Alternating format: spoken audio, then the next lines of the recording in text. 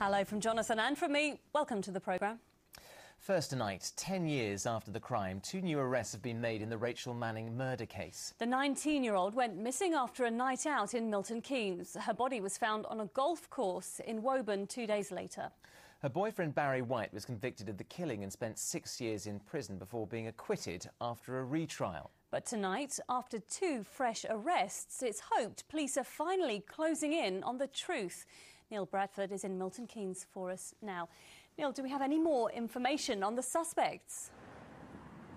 The arrests were made this morning in Bletchley. There are 2 men being questioned by police in Milton Keynes. Both of them are local, aged 35 and 38. Now, I'm standing at the spot where Rachel Manning was last known to be alive after that night out in December 2000. And we understand that following a fresh appeal last year and the offer of a £25,000 reward, new lines of inquiry have been opened up. And as a result of one of those lines of inquiry, these arrests have been made. For Rachel Manning's family, it is just another painful event in what has been a painful 10 years.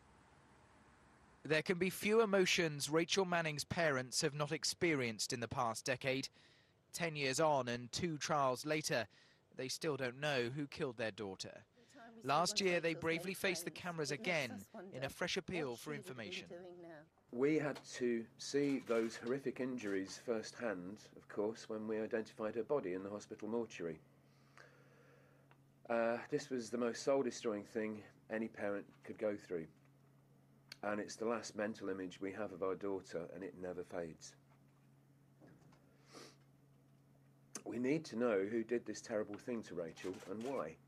On December the 9th, 2000, Rachel went to a party in Milton Keynes with her boyfriend Barry White. On December the 12th, her body was found on a golf course in Woburn. In April 2002, Barry White was convicted of her murder and sentenced to life in prison. But 6 years later, he was cleared after a retrial. The following year, Rachel's family appealed again, offering a reward of £25,000 for new information. Today came the news that police are questioning 2 new suspects. This morning, police arrested 2 men, aged 35 and 38, in the Bletchley area of Milton Keynes. They're being held at the town's police station. Rachel Manning was just 19 when she disappeared. She had been to a fancy dress party and was wearing a distinctive wig and 60s-style clothes. She was last seen alive by passengers on a bus walking alone in the Old Brook area of the town. Her body was discovered by workmen here at this remote golf course in Woburn. She had been strangled and her body had been mutilated. The man wrongly convicted of that murder told Anglia News on his acquittal that he didn't blame police. I've got no feelings towards the police at all. They're there to do their job. What can they do? They put an innocent man in jail.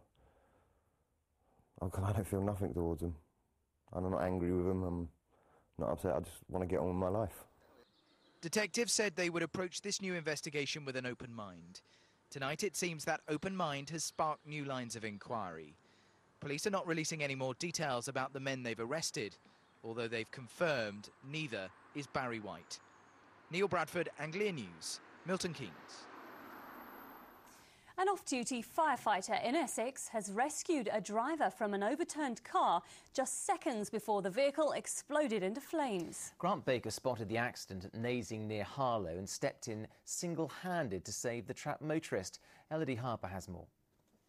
Just moments before taking this picture, Grant Baker had been crawling underneath the burning car.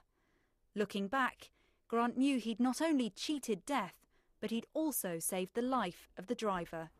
43-year-old Grant was off duty from his job as a firefighter and driving to Harlow when he spotted an overturned vehicle. The driver was trapped in the smoke-filled car, and despite only wearing a T-shirt, Grant clambered in on his back to rescue the driver. I said, please stay calm, I'm trying to get you out, because by now the fire's coming in the footwell and I was getting a bit hot, a bit smoky, a bit choky. And I got lucky, I followed the seatbelt to the retention, I hit it. As soon as I hit it, lucky enough, the weight of him, I suppose, it come undone. As I'd already cleared his legs from the pedals, he fell on top of me. I don't know, I just got the strength where I picked him up and I pushed him to my legs. I then rolled over on top of the guy. I crawled out of the car, grabbed grabbed him, dragged him out, dragged him up the road about 30 feet, sit him on the grass verge. And as I turned back around to the vehicle, I've never seen it before in my time, it just totally erupted, 100% fire. The driver's luck continued as another eyewitness to the crash was a paramedic. He had completely rolled the vehicle over. It was fully engulfed in flames.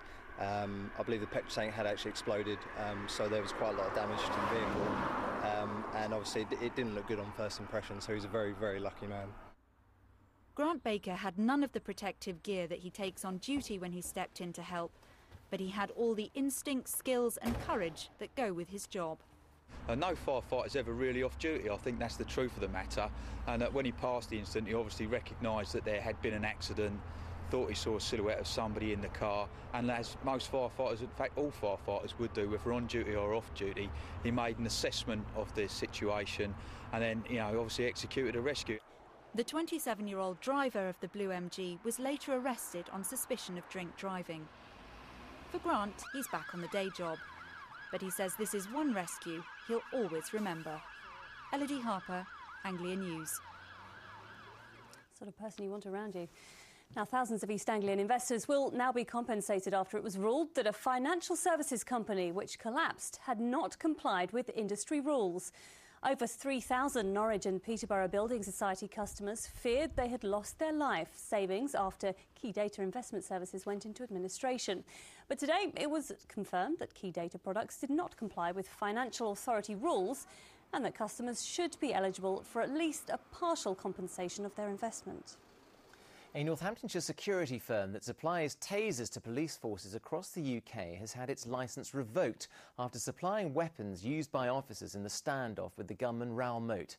An investigation into the use of the weapons at the end of one of Britain's biggest manhunts found that Daventry-based Protect Systems breached its licence by supplying X12 tasers and X-Rep ammunition directly to two police forces. Both of these were still being tested by the Home Office.